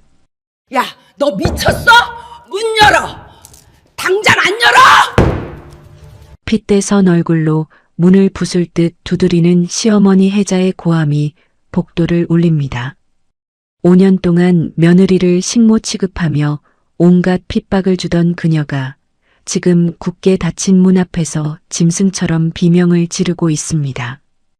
여기는 제 집이에요. 계속 문 두드리면 경찰 부를 테니 당장 꺼지세요. 며느리를 길바닥 쓰레기 취급했던 시댁 식구들. 그들이 발밑에 벌레처럼 짓밟던 며느리가 사실은 자신들이 감히 쳐다보지도 못할 거대한 포식자였다는 사실을 깨닫기까지는 그리 오랜 시간이 걸리지 않았습니다. 가장 낮은 곳에서 시작된 처절하고도 완벽한 복수극. 지금 시작합니다. 사연을 이어가기 전에 시청자 여러분은 지금 어디에서 듣고 계신가요? 댓글로 알려주시면 오늘 하루 좋은 일만 생기시라고 기운 팍팍 보내드릴게요. 법원 정문을 나서는 진영의 발걸음이 당당합니다. 5년간의 지옥 같은 결혼 생활이 마침표를 찍었습니다. 법원 앞에는 검은색 세단 한 대가 기다리고 있었습니다. 진영은 망설임 없이 뒷좌석에 올라탔습니다. 강남구 청담동 더 펜트하우스로 가주세요. 기사에게 목적지를 말하는 목소리에 힘이 실려 있습니다. 진영은 핸드폰을 꺼내 어디론가 전화를 걸었습니다. 김 팀장님, 10분 뒤에 집 앞으로 오세요. 사람은 2명이면 충분합니다. 오늘 그 집에서 시어머니를 완전히 몰아낼 생각이에요. 전화를 끄는 진영의 눈빛이 서늘하게 가라앉았습니다. 차는 미끄러지듯 달려 화려한 단지 앞에 멈춰 섰습니다. 진영은 익숙하게 엘리베이터를 타고 집 앞에 섰습니다. 집 안으로 들어서자 시어머니 혜자가 쓰던 짐들이 널려 있었습니다. 이제 이 지긋지긋한 흔적들도 끝이네요. 진영은 커다란 쓰레기 봉투를 여러 장 꺼냈습니다. 시어머니의 방으로 들어가 옷장을 활짝 열었습니다. 5년 동안 참아온 세월이 머릿속을 스쳐 지나갔습니다. 진영은 옷가지와 소지품을 봉투에 사정없이 쑤셔 넣었습니다. 봉투들을 현관 밖 복도로 하나둘 내던졌습니다. 이제 우리는 아무 사이도 아니니까요. 진영은 곧장 현관문 보안 시스템 교체 작업을 시작했습니다. 기존의 도어락을 뜯어내고 최첨단 장비를 설치했습니다. 생체인식 및 AI 보안 시스템이 푸른 빛을 내며 작동합니다. 진영의 지문과 얼굴을 등록하자 시스템이 낮게 웅잉거렸습니다. 등록되지 않은 사용자는 접근조차 할 수 없어야 해. 진영은 소파에 앉아 차분하게 차 한 잔을 마셨습니다. 잠시 후 복도에서 요란한 발소리가 들려왔습니다. 시어머니 혜자가 장을 보고 돌아온 모양이었습니다. 혜자가 평소처럼 문 앞에 서서 손을 뻗었습니다. 하지만 문에는 번호를 누르는 패드조차 나타나지 않았습니다. AI 시스템이 붉은 빛을 내뿜으며 차가운 기계음을 내뱉었습니다. 미등록 사용자입니다. 접근 권한이 없습니다. 혜자는 당황하며 문손잡이를 거세게 흔들었습니다. 하지만 문은 바위처럼 꿈쩍도 하지 않았습니다. 혜자가 문을 쾅쾅 두드리며 고함을 치기 시작했습니다. 이게 왜 이래? 진영아, 문 열어. 당장 안 열어? 기계가 왜 이 모양이야? 이게 무슨 일이야? 진영은 거실에 앉아 그 소동을 조용히 지켜보았습니다. 혜자의 비명 섞인 고함은 복도를 타고 울려 퍼졌습니다. 이 집이 누구 집인데 감히 입구를 막아. 내가 5년을 여기서 살았어. 당장 열지 못해. 소란스러운 소리에 이웃들이 문을 빼꼼히 열고 쳐다봤습니다. 진영은 천천히 일어나 현관문을 활짝 열었습니다. 혜자는 진영을 보자마자 삿대질하며 눈을 부라렸습니다. 너 미쳤니? 왜 문이 안 열리게 해놨어? 누구 허락받고 이딴 걸 설치해? 응? 진영은 흔들림 없는 눈빛으로 혜자를 바라보았습니다. 제가 설치했어요. 제 집이니까 제 마음이죠. 뭐, 내 집? 이게 어떻게 내 집이야? 진영은 가방에서 서류 한 장을 꺼내 눈앞에 펼쳤습니다. 아파트 등기부 등본과 법원에서 발행한 퇴거 명령서였습니다. 여기 보세요. 처음부터 제 명의로 제가 산 집이에요. 결혼 전부터 제 이름으로 되어 있었습니다. 혜자의 얼굴이 순식간에 흑빛으로 변했습니다. 말도 안 돼. 우리 인호가 세금 아낀다고 내 이름 빌린 거잖아. 아니요. 인호 씨는 이 집 살 때 돈 한 푼 안 보탰어요. 이혼 판결 끝났으니 이제 남의 집에서 그만 나가주세요. 혜자는 서류를 빼서 바닥에 팽개치며 악을 썼습니다. 내가 이 집 시어머니야. 어디서 며느리가 감히 주인 행세를 해. 이혼했으니 우린 남입니다. 남의 집 앞에서 소란 피우지 마세요. 혜자가 진영의 머리채를 잡으려고 손을 휘두르는 순간이었습니다. 복도 양끝에서 검은 정장을 입은 경호원들이 나타났습니다. 그들은 혜자의 두 팔을 순식간에 제 앞에 뒤로 꺾었습니다. 이거 나. 너희들 내가 누군지 알고 이래. 이 집 주인인 나한테 이게 무슨 짓이야. 혜자는 비명을 지르며 복도 끝으로 질질 끌려나갔습니다. 진영은 그 모습을 보며 차갑게 문을 닫았습니다. AI 시스템이 다시 푸른 빛을 내며 철저히 문을 잠갔습니다. 5년간의 인내가 끝나고 완벽한 단절이 이루어졌습니다. 시어머니를 쫓아낸 거실에는 차가운 정적만이 감돕니다. 진영은 창가에 서서 화려한 서울의 야경을 내려다보았습니다. 5년 전 사랑 하나 믿고 스스로 내려놓았던 태양그룹 막내딸이라는 이름. 이제는 그 화려한 왕관을 다시 머리에 쓸 시간입니다. 진영은 책상 위에 놓인 새 핸드폰을 집어들었습니다. 권 비서관님, 이제 들어오세요. 문이 열리고 중년의 신사가 예의 바르게 고개를 숙였습니다. 태양그룹의 전략기획실을 이끄는 실세, 권 비서관입니다. 그는 진영 앞에 고급 가죽 서류 가방을 내려놓았습니다.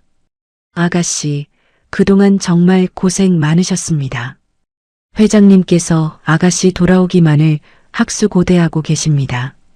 진영은 권 비서관이 내민 서류들을 하나씩 천천히 살폈습니다. 태양그룹 막내딸로서의 모든 권한을 복구하는 법적 서류입니다. 진영의 눈빛이 서늘하게 빛나며 낮지만 강한 어조로 명령했습니다. 지금 즉시 강인호와 그 집안의 모든 개인 계좌를 동결시키세요. 그들이 태양그룹의 배경을 믿고 받은 대출금도 전액 즉시 회수하시고요. 알겠습니다. 이미 주요 은행장들과 협의를 끝마쳤습니다. 진영은 소파에 깊숙이 몸을 맡기며 와인 잔을 들었습니다. 이제부터는 피도 눈물도 없는 철저한 경제적 응징이 시작됩니다. 같은 시각 강인호는 고급 술집에서 친구들과 호기롭게 술잔을 기울였습니다. 야, 이번 태양그룹 프로젝트만 성공하면 나 강남에 빌딩 세운다니까. 그 지긋지긋한 마누라랑도 끝냈으니 이제 내 인생은 탄탄대로지. 인호는 거드름을 피우며 계산을 하기 위해 카운터로 향했습니다. 자신만만하게 법인카드를 내밀었지만 돌아온 대답은 싸늘했습니다. 손님, 이 카드는 지급 정지된 카드라고 나오는데요. 뭐라고요? 그럴 리가요. 다시 한번 제대로 긁어봐요. 직원이 당황하며 다시 시도했지만 화면에는 붉은 글씨만 떴습니다. 인호는 짜증을 내며 개인 신용카드를 꺼내 던졌습니다. 하지만 세 장의 카드 모두 한도 초과와 정지 메시지만 반복되었습니다. 이게 도대체 어떻게 된 일이야? 내 돈이 다 어디 갔어? 그때 인호의 핸드폰이 요란하게 진동하며 울려댔습니다. 회사 격리 팀장의 사색이 된 목소리가 수화기 너머로 터져나왔습니다. 대표님, 지금 큰일 났습니다. 회사로 전화가 빗발쳐요. 주거래 은행에서 대출금 50억을 오늘 안에 전액 상환하라고 통보 왔습니다. 만약 상환 못하면 내일 오전 중으로 최종 부도 처리하겠답니다. 인호는 앞이 캄캄해져 술집 문을 박차고 거리로 뛰쳐나왔습니다. 그때 또 다른 전화가 걸려왔습니다. 최대 거래처인 태양물산의 박 본부장이었습니다. 강 대표, 우리 태양그룹은 귀사와 모든 계약을 이 시간부로 해지합니다. 막대한 위약금 청구서도 곧 도착할 테니 법무팀이랑 준비나 하세요. 인호는 차가운 보도블록 위에 주저앉아 머리를 쥐어뜯었습니다. 하루아침에 모든 경제적 숨통이 막혀버린 것입니다. 한편 길거리로 쫓겨난 시어머니 혜자도 길길이 날뛰며 전화를 걸어왔습니다. 인호야, 이게 도대체 무슨 난리냐? 내 통장이 다 먹통이야. 은행에서 현금이 한 푼도 안 나와. 생활비 카드도 다 정지됐단다. 혜자는 편의점 앞 낡은 의자에 앉아 발을 동동 굴렀습니다. 인호의 목소리는 이미 절망으로 덜덜 떨리고 있었습니다. 어머니, 지금 통장이 문제가 아니에요. 회사가 공중분해되게 생겼다고요. 진영은 권 비서관이 실시간으로 보고하는 상황을 묵묵히 들었습니다. 하지만 이 정도로 분이 풀릴 리가 없습니다. 5년 동안 그들이 진영에게 준 모욕과 상처에 비하면 이건 시작일 뿐입니다. 권 비서관님, 인원의 본가로 내용 증명 하나 더 발송하세요. 결혼기간 제가 빌려준 돈, 그리고 증여세 탈루 의혹까지 싹 다 털어버리세요. 네, 아가씨. 국세청 조사국까지 손을 써두었으니 빼도 박도 못할 겁니다. 진영은 와인 잔을 가볍게 흔들며 서늘한 미소를 지었습니다. 구박받던 며느리, 식모처럼 부려지던 여자는 이제 세상에 없습니다. 자신의 손가락 끝 하나로 그들의 운명을 쥐락펴락하는 거대 갑이 남았을 뿐입니다. 사람 귀한 줄 모르고 돈만 쫓던 인간들에겐 가난이 가장 큰 형벌이죠. 그 지옥 같은 가난 속에서 평생을 발버둥 치게 만들어줄게요. 진영의 나직한 혼잣말이 고급 펜트하우스 거실에 낮게 깔렸습니다. 파멸의 구렁텅이로 떨어지는 그들의 비명소리가 들리는 듯 했습니다. 이제야 막힌 가슴이 뻥 뚫리고 시원한 바람이 부는 기분입니다. 태양그룹 막내딸의 본격적인 복수극, 이제 막 서막이 올랐습니다. 진영은 와인 잔을 내려놓고 소파에 깊숙이 몸을 기댔습니다. 거실 벽면에 커다란 거울 속에 비친 자신의 모습이 낯설게 느껴졌습니다. 화려한 보석과 고급스러운 옷차림, 원래 제 주인을 찾아온 옷들입니다. 하지만 눈을 감으면 5년 전 그 지독했던 연극의 시작이 떠오릅니다. 혜자가 진영을 며느리로 맞이하기 위해 부렸던 그 가식적인 친절 말입니다. 당시 인호에게는 이미 결혼을 약속한 오래된 여자친구가 있었습니다. 하지만 혜자는 그 사실을 알면서도 아들을 거세게 몰아붙였습니다. 인호야, 정신 차려라. 사랑이 밥 먹여주니? 그 가난한 집 딸내미랑 결혼해서 평생 구질구질하게 살 거야? 어머니, 그래도 저 은정이랑 3년이나 만났어요. 배신 못해요. 혜자는 아들의 뺨을 때릴 기세로 눈을 부라렸습니다. 태양그룹 막내딸이다. 그 집이랑 사돈만 맺으면 우리 가문이 바뀐단 말이야. 은정인지 뭔지 아는 애는 내가 정리할 테니 너는 무조건 진영이 마음만 잡아. 결국 인호는 어머니의 성화에 못 이겨 여자친구를 버렸습니다. 혜자의 추악한 연극은 그때부터 본격적으로 시작되었습니다. 진영을 처음 만나는 날 혜자는 온몸을 명품으로 휘감고 나타났습니다. 시장 바닥에서 물건값을 깎던 본 모습은 온데간데 없었습니다. 어머, 진영양, 실물이 훨씬 더 예쁘고 우아하네. 내가 우리 아들한테 귀에 못이 박히도록 들었어. 정말 천사 같은 아가씨라고. 혜자는 진영의 손을 꼭 잡으며 세상에서 가장 인자한 미소를 지었습니다. 진영은 그저 운명적인 사랑을 만났다고 믿었습니다. 인호의 다정함 뒤에 혜자의 치밀한 계산이 숨어 있다는 건 꿈에도 몰랐습니다. 혜자는 진영을 만날 때마다 명품 가방과 옷을 선물로 들고 왔습니다. 자신은 남대문 시장에서 10,000원짜리 티셔츠를 사 입으면서도 말입니다. 이게 요즘 제일 유행하는 프랑스 브랜드 가방이라더라. 진영 양한테 너무 잘 어울릴 것 같아서 내 눈에 밟히지 뭐야. 부담 갖지 말고 받아. 어머니, 이런 거 너무 비싼데 안 사오셔도 돼요. 비싸긴 뭐가 비싸니. 우리 예쁜 며느리 될 사람인데 이 정도도 못 해줄까? 나는 우리 진영 양이 손에 물 한 방울 안 묻히고 공주처럼 살았으면 좋겠어. 혜자는 식당에 가서도 진영의 앞접시에 고기를 얹어주며 지극정성을 다했습니다.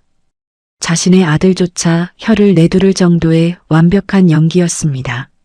진영은 혜자의 가식에 속아 그녀를 친어머니처럼 의지하기 시작했습니다. 어머니 같은 분이 시어머니라면 전 정말 행복할 것 같아요. 어머, 당연하지. 난 며느리가 아니라 딸 하나 더 생긴다고 생각할 거야. 세상에 이런 시어머니 또 없다는 소리 듣게 해줄 테니 걱정 마. 혜자는 뒤돌아서서 아들 인호에게 차갑게 속삭였습니다. 맞지? 이제 거의 다 넘어왔어. 조금만 더 비위 맞춰주면 저 거대한 집안이 우리 거야. 어머니, 나중에 진영이가 사실을 알면 어떡해요? 알긴 뭘 알아? 결혼만 하면 끝이야. 일단 도장 찍고 나면 저 애도 별 수 없단다. 혜자는 승리의 미소를 지으며 진영을 향해 다시 인자한 얼굴을 갈아 끼웠습니다. 진영은 그 독이 든 성배를 감동의 눈물로 받아 마셨습니다. 그렇게 추악한 욕망이 만든 결혼식 날짜가 잡혔습니다. 진영은 회상을 멈추고 천천히 눈을 떴습니다. 거울 속의 자신은 이제 더 이상 속기만 하던 어린 아가씨가 아니었습니다. 혜자가 쳐놓은 가식의 그물에 걸려 허우적대던 5년 전의 진영은 죽었습니다. 어머니, 제가 공주처럼 살길 바라셨죠?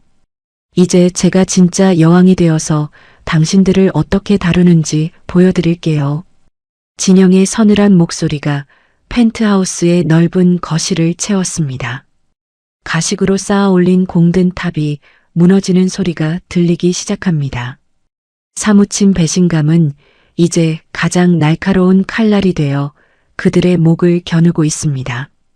해자가 뿌린 가식의 씨앗이 이제 파멸의 열매로 돌아갈 차례입니다. 꿈만 같던 신혼여행을 마치고 돌아온 날이었습니다. 진영은 해자가 차려놓은 화려한 환영 상차림을 보며 행복한 미소를 지었지요. 해자는 진영의 손을 꼭 잡으며 세상에서 가장 인자한 시어머니 흉내를 냈습니다. 우리 예쁜 아가 여행하느라 고생 많았지? 어서 앉아라. 인호야, 너 우리 진영이 힘들게 안 했지? 내 딸이나 다름없는 애다. 화기애애한 식사가 이어지던 중 진영은 조심스럽게 입을 뗐습니다. 결혼 전부터 결심했던 자신의 진심을 증명하고 싶었던 이야기였습니다. 어머니, 저 드릴 말씀이 있어요. 저 이번에 상속포기 각서 쓰고 왔어요. 순간 식탁 위로 차가운 정적이 흘렀습니다.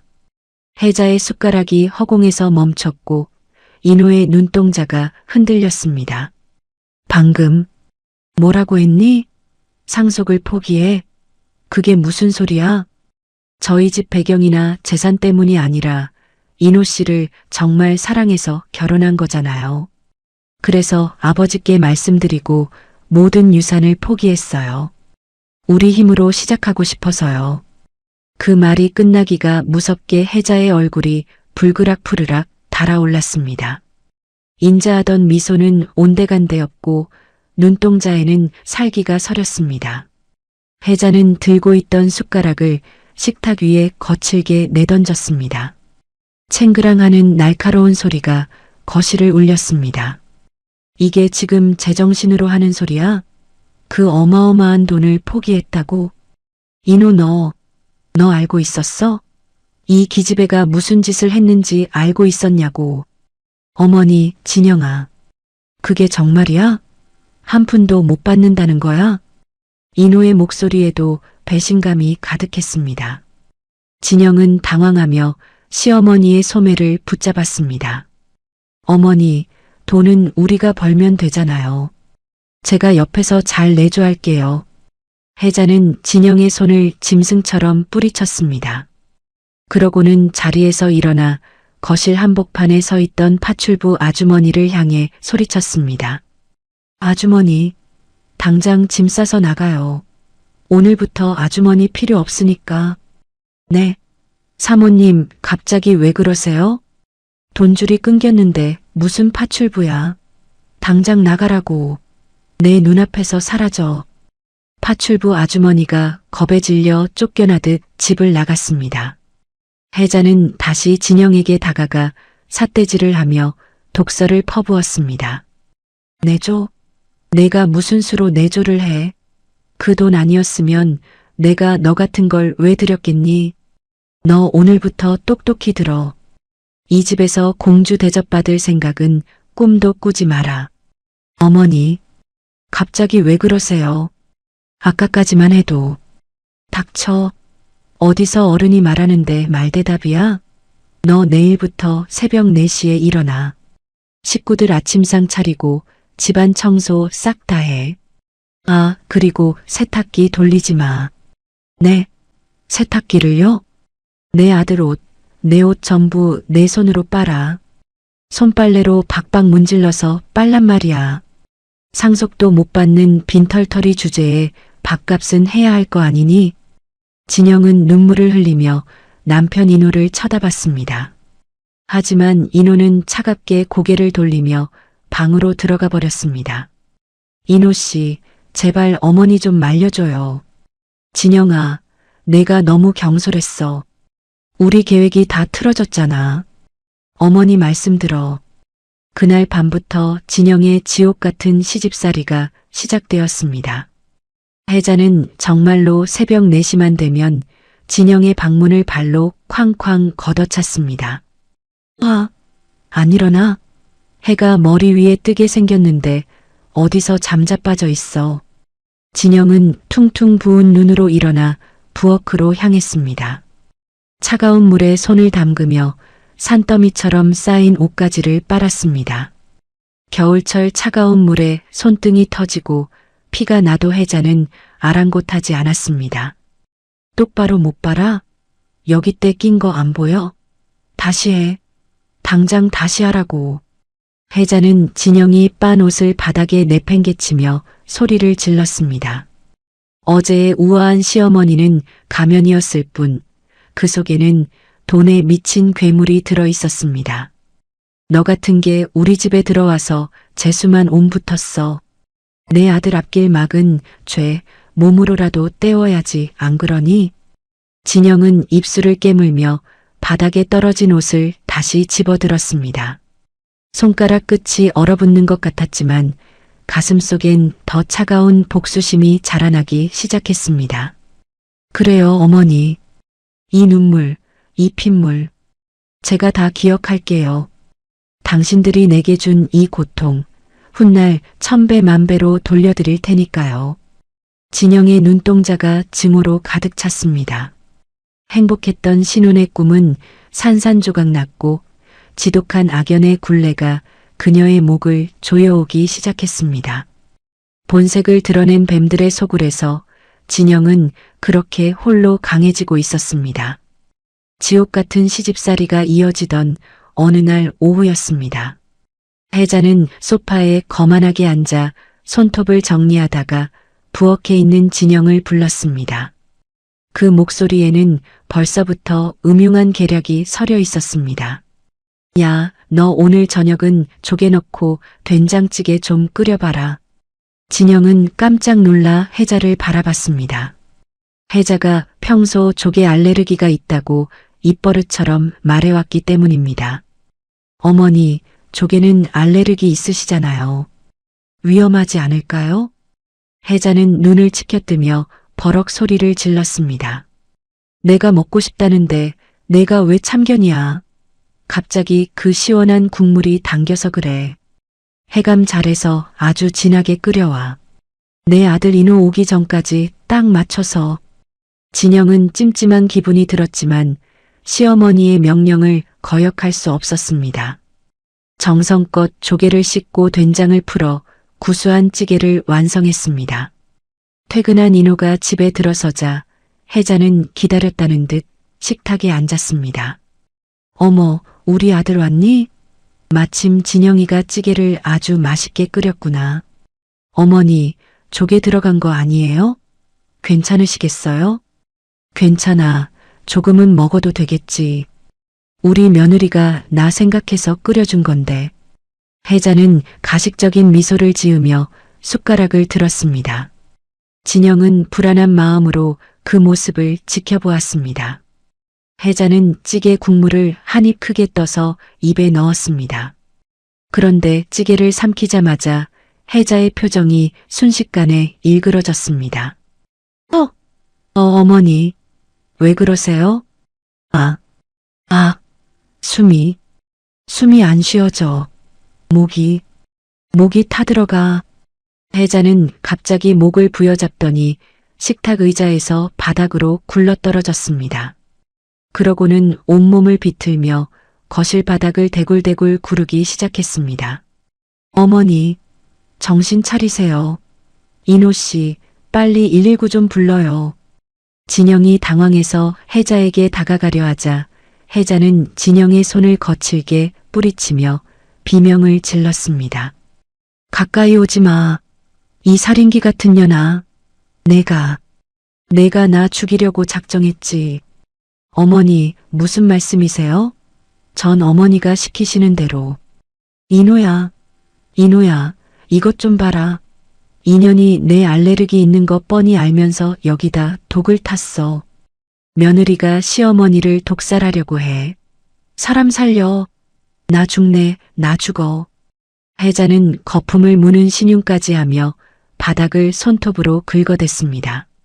옆에서 지켜보던 인호의 눈빛이 순식간에 차갑게 변하며 진영을 쏘아보았습니다. 진영아, 너 정말 미쳤어? 어머니가 못 드시는 걸 알면서 어떻게 이걸 끓여와? 아니에요, 인호 씨. 어머니가 직접 조개를 사와서 끓이라고 하셨단 말이에요. 거짓말 마. 내가 미쳤다고 죽을 줄 알면서 조개를 끓이라 그러겠니? 인호야, 저년 눈 좀 봐. 나 죽는 거 보려고 아주 눈이 벌개졌어. 당장 경찰 불러. 혜자는 바닥을 구르면서도 진영을 향해 비열한 비웃음을 살짝 흘렸습니다. 그것은 오직 진영만이 볼 수 있는 악마의 미소였습니다. 어머니, 어떻게 이렇게까지 하세요? 제가 다 설명할게요. 인호 씨 제발. 설명은 무슨 설명이야. 내 눈으로 똑똑히 봤는데. 너 정말 무서운 여자구나. 무엇을 노리고 우리 엄마를 죽이려고 한 거야? 아니에요. 정말 아니라고요. 진영은 억울함에 가슴을 쳤지만 이미 혜자의 연극에 완벽하게 속아 넘어간 인호는 들은 척도 하지 않았습니다. 혜자는 고통스러운 척 헐떡거리며 마지막 쐐기를 박았습니다. 경찰 불러서 전현 감방에 쳐넣어. 살인미수야. 이건 분명한 살인미수라고. 혜자의 극악무도한 자해 공갈은 완벽했습니다. 진영은 졸지의 시어머니를 독살하려 한 파렴치한 며느리가 되어버렸습니다. 사랑했던 남편의 눈빛에는 혐오만이 가득 찼고 진영의 설명은 허공으로 흩어졌지요. 자신이 끓인 구수한 된장찌개가 자신을 찌르는 칼날이 되어 돌아올 줄은 꿈에도 몰랐습니다. 하지만 진영은 이 억울한 눈물 속에서 한 가지를 뼈저리게 깨달았습니다. 인간의 탈을 쓴 악마들에게는 대화도 진심도 통하지 않는다는 사실을 말입니다. 바닥에 엎드려 우는 진영의 머리 위로 혜자의 가증스러운 신음이 계속되었습니다. 진영은 주먹을 꽉 쥐었습니다. 진한 복수심이 가슴에 맺혔습니다. 그래, 당신들이 원하는 대로 살인미수범이 되어줄게. 하지만 진짜 죽는 건 내가 아니라 당신들이 될 거야. 진영의 눈동자에서 눈물이 마르고 서늘한 살기가 그 자리를 대신했습니다. 치욕스러운 이날의 기억은 진영을 괴물로 만드는 마지막 불씨가 되었습니다. 파멸을 향한 혜자의 연극은 성공한 듯 보였지만 그것은 곧 자신들의 무덤을 파는 행위였습니다. 진영의 배가 남산만하게 불러왔습니다. 아이를 가진 몸으로도 쉴 틈 없는 시집살이는 계속되었지요. 어느 날 딸이 걱정된 진영의 친정아버지가 최고급 소고기 세트를 보냈습니다. 진영이 떨리는 손으로 고기 상자를 뜯자 혜자가 거실에서 소리를 지르며 다가왔습니다. 아, 너 거기서 뭐하니? 그게 다 뭐야? 아, 어머니, 친정아버지가 보내셨어요. 혜자는 고기 상태를 보더니 코웃음을 치며 진영의 손을 툭 쳤습니다. 돈 한 푼 안 내놓는 영감이 고기 쪼가리로 생색은 더럽게 내네. 이걸 지금 내 입에 쳐넣겠다고 상자를 뜯은 거니? 아버지가 저 먹으라고 보내주신 건데. 조금만 구워 먹으면 안 될까요? 혜자는 갑자기 비릿한 미소를 지으며 고기 팩을 낚아챘습니다. 그러고는 베란다 문을 활짝 열고 마당에서 키우는 개 장군이를 불렀습니다. 아, 짐승도 제밥값은 하는데 너는 집에서 하는 게 뭐가 있니? 자, 장군아, 이거 먹어라. 우리 집에서 제일 쓸모 있는 건 너뿐이다. 혜자는 수십만 원짜리 안심을 흙바닥에 사정없이 던졌습니다. 장군이가 흙먼지를 묻히며 고기를 씹어 삼키는 것을 보며 혜자가 깔깔거렸습니다. 어머니, 어떻게 저한테 이러세요? 저희 아버지가 딸 생각해서 보내신 고기예요. 딸 생각? 웃기고 있네. 그 영감이 정말 너를 생각했으면 돈보따리를 보냈겠지. 너 같은 거 먹여봤자 살밖에 더 찌니? 개가 먹고 꼬리 흔드는 게 훨씬 생산적이다. 진영은 억장이 무너지는 심정으로 바닥에 뒹구는 고기를 바라봤습니다. 눈물이 뺨을 타고 흘렀지만 혜자의 괴롭힘은 둘째 아이를 임신 때도 있었습니다. 혜자는 갑자기 거실 천장에 깜빡거리는 전등을 가리켰습니다. 아, 저거 안 보여? 눈이 삐었니? 당장 가서 전등 갈아 끼워. 어머니, 저 지금 만삭이에요. 배가 이렇게 나와서 사다리 타는 건 너무 위험해요. 위험하긴 뭐가 위험해. 임신이 벼슬이야? 너 아니면 내가 이 나이에 올라가리. 당장 올라가서 가라. 안 그러면 오늘 저녁은커녕 물 한 모금도 못 마실 줄 알아. 진영은 한숨을 내쉬며 구석에 있던 낡은 사다리를 끌어왔습니다. 위태롭게 사다리에 올라간 진영의 다리가 부들부들 떨렸습니다. 전등 덮개를 만지려던 찰나 혜자가 사다리 옆을 지나가며 슬쩍 발로 툭 쳤습니다. 아, 어머니, 사다리가... 중심을 잃은 진영은 그대로 차가운 바닥으로 추락했습니다. 콰당 하는 둔탁한 소리와 함께 진영의 비명이 거실을 가득 채웠습니다. 진영은 배를 움켜쥐며 거칠게 숨을 몰아쉬었습니다. 다리 사이로 붉은 피가 울컥울컥 번져나오기 시작했습니다. 어머니, 배가 너무 아파요. 우리 아이 좀 살려주세요. 제발이요. 바닥에 쓰러져 피를 흘리는 며느리를 보며 혜자는 눈 하나 깜짝하지 않았습니다. 오히려 귀찮다는 듯 팔짱을 끼고 혀를 차며 다가왔습니다. 쯧쯧, 임신했다고 유세 떨더니 꼴 좋다. 그까짓 사다리 하나 제대로 못 타서 이 난리니? 어머니, 제발 병원 좀. 인호 씨한테 빨리 전화 좀 해주세요. 저 죽을 것 같아요. 전화는 무슨 전화야? 너 지금 일하기 싫어서 일부러 떨어진 거 아니니? 가정교육을 어떻게 받았길래 몸 간수 하나 제대로 못하고 이 모양이야. 혜자는 피가 묻은 거실 바닥을 보더니 더러운 것을 본 듯 인상을 썼습니다. 아, 너 이 피 어쩔 거야? 재수없게 거실에서 이게 무슨 짓이냐고. 애가 나오기 싫어서 제 발로 나가는 모양인데 그게 내 탓이니? 다 내 팔자지. 진영은 흐릿해지는 의식 속에서 혜자의 얼굴을 똑똑히 보았습니다. 사람의 탈을 쓰고 어떻게 저런 말을 할 수 있는지 믿기지 않았습니다. 잠시 후 퇴근한 인호가 거실을 보고 경악하며 뛰어왔습니다. 어머니, 이게 다 뭐예요? 진영아, 정신 차려봐. 인호야, 저거 봐라. 내가 전등 좀 갈라고 했더니 일부러 저렇게 자빠져서 시위하잖니. 애 지키지도 못하는 저런 여자를 내가 며느리라고. 내 팔자가 상팔자다. 인호는 진영을 들쳐업고 병원으로 달렸지만 결국 아이는 세상을 보지 못했습니다. 텅 빈 병실에 홀로 누운 진영에게 혜자가 찾아와 던진 마지막 말은 비수였습니다. 애 못 지킨 건 내 무능함 때문이니까 우리 아들 원망하지 마라. 몸 추스르면 바로 와서 밀린 빨래랑 청소 싹 다 해놔. 알았어? 자식을 잃은 어미의 찢어진 가슴에 혜자는 소금을 뿌렸습니다. 인간으로서의 최소한의 도리조차 저버린 혜자의 악행은 이제 돌아올 수 없는 강을 건넜지요. 슬픔조차 사치였던 지옥 같은 병실에서 진영의 눈물은 어느덧 차가운 증오로 얼어붙었습니다. 진영은 천장을 보며 낮게, 아주 낮게 은조렸습니다. 어머니, 당신은 오늘 제 아이만 죽인 게 아니에요. 당신들이 그토록 사랑하는 그 알량한 돈과 권력, 제가 전부 다 죽여줄게요. 진영의 눈동자에서 눈물이 마르고 서늘한 살기가 그 자리를 대신했습니다.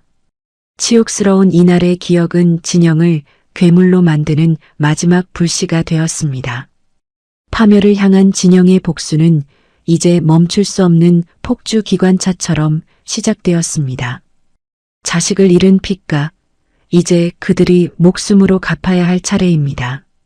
경제적 파멸에 몰린 인호와 혜자는 이제 이성을 잃었습니다. 막다른 골목에 다다른 그들이 선택한 것은 인간으로서 해서는 안 될 마지막 악행이었습니다. 인호는 거칠게 숨을 몰아쉬며 혜자에게 속삭였습니다. 어머니, 이대로는 다 죽어요. 방법은 하나뿐이에요. 그게 뭐냐? 돈 나올 구멍이 또 있어? 은우요. 은우가 납치된 걸로 꾸며서 진영이 그년한테 돈 받아내야죠. 보험금도 탈 수 있고요. 혜자의 눈이 번쩍 뜨였습니다. 자신의 친손자를 팔아넘기자는 말에 망설임은커녕 탐욕이 가득 찼습니다. 그래, 그 기집애 애라면 죽고 못 살잖아. 당장 실행하자. 그들은 은우가 다니는 유치원 근처에서 치밀하게 움직였습니다. 인호는 미리 매수한 사람을 시켜 하원하던 은우를 강제로 차에 태우게 했지요. 하지만 그들이 모르는 사실이 하나 있었습니다. 이미 진영은 권 비서관을 통해 그들의 일거수일투족을 AI 보안 시스템으로 감시하고 있었단 사실입니다.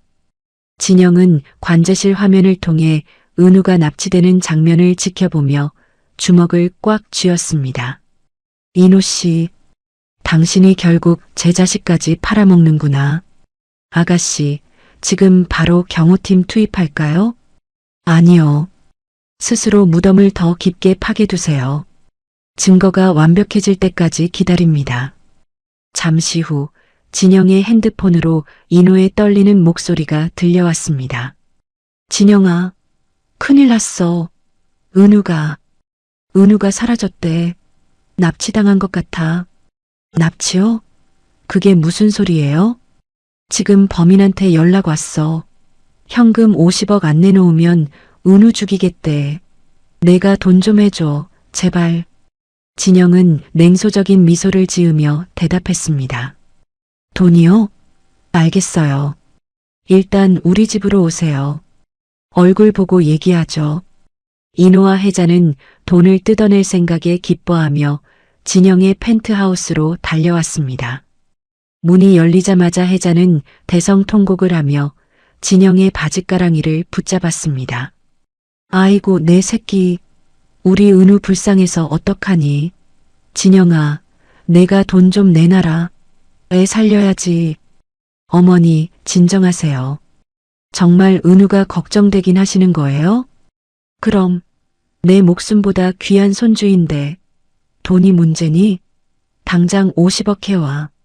진영은 말없이 거실에 대형 화면을 켰습니다. 화면 속에는 인호와 혜자가 골방에서 납치를 모의하는 적나라한 영상과 음성이 흘러나왔습니다. 은우 며칠만 조용한데 가둬둬요. 진영이 그년 돈이라면 환장하고 줄 테니까. 그래, 이참에 그년 유산 상속받은 거 싹 다 긁어내자. 영상을 보던 인호와 혜자의 얼굴이 순식간에 종이장처럼 하얘졌습니다. 이게 뭐야? 진영아, 이건 오해야. 합성이야. 합성?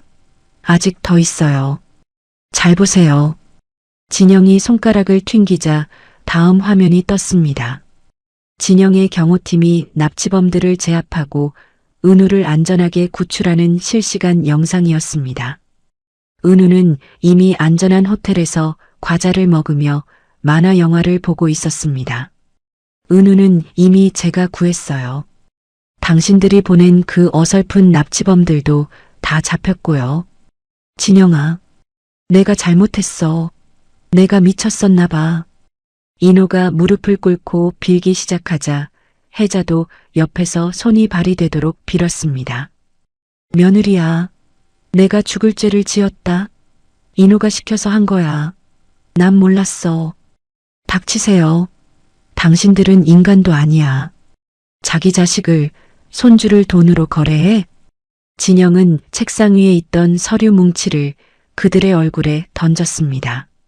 이건 당신들이 그동안 저질렀던 횡령, 탈세, 그리고 이번 아동유기 및 납치교사 증거물이에요. 방금 이 모든 영상과 녹취록을 언론사와 경찰청에 전송했습니다. 진영아, 제발 한 번만 봐줘. 우리 가족이잖아. 가족? 당신들이 내 아이를 죽게 했을 때, 나를 식모처럼 부렸을 때 가족이라 생각한 적 있어? 인호 씨, 당신은 오늘부로 사회적으로 사형이야. 당신 회사? 이미 파산 신청 들어갔어. 그때 거실 문이 박차고 열리며 형사들이 들이닥쳤습니다. 강인호 명예자, 당신들을 아동복지법 위반 및 납치교사 혐의로 긴급 체포합니다. 아, 이거 내가 누군지 알아? 나 강인호야. 태양그룹 사위라고. 사위, 이혼 판결문 안 봤어? 당신은 그냥 범죄자일 뿐이야. 혜자는 바닥에 드러누워 발을 굴렀지만 경호원들에 의해 무참히 끌려나갔습니다. 진영은 그들이 끌려가는 뒷모습을 보며 얼음처럼 차가운 표정을 유지했습니다. 사필규정. 죄를 지은 자는 반드시 벌을 받는다는 평범한 진리가 실현되는 순간이었습니다. 진영은 그토록 지키고 싶었던 은우를 품에 안았습니다. 아이를 이용해 돈을 벌려던 그들의 추악한 탐욕은 결국 스스로를 파멸의 구덩이로 밀어 넣었지요. 진영의 눈에는 더 이상 눈물이 없었습니다. 오직 사랑하는 사람들을 지키겠다는 강인한 의지만이 빛나고 있었습니다. 이제 다 끝났어, 은우야. 이제 엄마가 널 지켜줄게. 거대 갑이 된 진영의 반격은 완벽했고 그들의 추락은 처참했습니다. 정의는 살아있었고 진영의 복수는 이제 최종장을 향해 달려갑니다. 진영은 거실에 불을 끄고 창밖을 보았습니다. 어두운 밤이 지나고 가장 밝은 새벽이 오고 있었습니다. 폭풍 같은 시간이 지나고 태양그룹 본사 꼭대기층에 정적이 찾아왔습니다. 진영은 이제 화려한 드레스와 완벽한 후계자의 모습으로 집무실에 서 있습니다. 통유리창 너머로 보이는 서울의 풍경은 눈부시게 아름다웠습니다. 그때 권 비서관이 조심스럽게 문을 열고 들어와 서류 한 장을 내밀었습니다. 아가씨, 그자들의 소식이 들어왔습니다. 진영은 서류를 훑어보지도 않은 채 차가운 미소를 지었습니다. 인호와 시어머니, 아니 명예자 말인가요? 지금 어디서 뭘 하고 있답니까? 강인호는 도박빚에 쫓기다 결국 서울역으로 숨어들었다고 합니다. 명예자 역시 아들 원망만 하며 쓰레기통을 뒤적인 일을 해결하는 처지입니다. 한때 남의 집 귀한 딸을 식모처럼 부리며 호의호식하던 자들의 비참한 최후였습니다. 혜자는 서울역 차가운 바닥에서 신문지 한 장의 의지에 밤을 지새우고 있었지요. 배고픔을 참지 못해 행인들이 버린 음식물 쓰레기를 뒤지는 그녀의 손은 쭈글쭈글하게 말라 비틀어졌습니다. 인호 역시 번듯했던 대표이사의 모습은 온데간데없고 술에 취해 길바닥을 구르는 노숙자로 전락했습니다. 진영은 권 비서관의 말을 끊으며 창밖을 향해 시선을 돌렸습니다. 됐습니다. 신 비서관님, 이제 더 이상 그들의 소식을 보고하지 마세요. 그들이 아가씨를 만나게 해달라고 매일같이 울부짖는다고 합니다만 내 인생에서 그들은 이미 죽은 사람이나 다름없어요. 죽은 사람의 안부를 물을 필요는 없지 않겠습니까? 그게 그들에게 줄 수 있는 마지막 자비입니다. 진영은 책상 위에 놓인 인호와 혜자의 신용불량자 통보서를 쓰레기통에 던져 넣었습니다. 과거의 고통과 눈물도 그 종이 조각들과 함께 어둠 속으로 사라졌습니다. 진영은 자리에서 일어나 은우가 기다리는 가족 식사 자리로 향했습니다. 호텔 최고급 레스토랑에는 진영의 아버지와 가족들이 환한 미소로 그녀를 맞이했습니다. 은우는 엄마를 보자마자 달려와 품에 안겼습니다. 엄마, 오늘 엄마 진짜 예뻐요. 공주님 같아요. 우리 은우, 엄마 기다렸어? 이제 엄마랑 평생 행복하게 살자. 아버지는 대견한 듯 진영의 어깨를 두드리며 황금빛 샴페인을 잔에 따랐습니다. 지훈아, 정말 고생 많았다. 이제 태양그룹은 내가 이끌어갈 든든한 미래가 될 거다. 아버지, 감사합니다. 저를 믿어주시고 지켜주셔서 여기까지 올 수 있었어요. 식당 안에는 가족들의 웃음소리가 가득했습니다. 황금빛 거품이 올라오는 샴페인 잔이 조명 아래에서 눈부시게 빛났습니다. 진영은 잔을 높이 들며 당당한 태양그룹의 후계자이자 엄마로서 선언했습니다. 우리의 찬란한 미래와 다시 찾은 행복을 위하여 건배. 위하여. 미래를 위하여. 가족들이 잔을 부딪히는 경쾌한 소리가 울려 퍼졌습니다. 지옥 같았던 5년의 세월은 이제 진영을 더 단단하게 만드는 밑거름이 되었을 뿐입니다. 진영은 샴페인을 한 모금 마시며 테라스 너머의 밤하늘을 바라봤습니다. 별들이 쏟아질 듯 빛나고 있었고 바람은 시원하게 뺨을 스쳤습니다. 이제 진영의 인생에 눈물은 없습니다. 자신의 가치를 스스로 증명해낸 여자에게 세상은 더 넓고 따뜻한 길을 열어주었지요. 파렴치한 인간들에게 내린 완벽한 심판, 그리고 스스로 쟁취한 황금빛 승리. 진영은 이제 아무도 무너뜨릴 수 없는 강력한 태양이 되어 세상을 비추고 있습니다. 그녀의 당당한 미소와 함께 길고 길었던 복수의 서사시는 완벽한 해피엔딩으로 마무리되었습니다. 오늘 사연은 여기까지입니다. 끝까지 시청해 주셔서 고맙습니다. 구독과 좋아요 남겨주실 거죠? 감사합니다.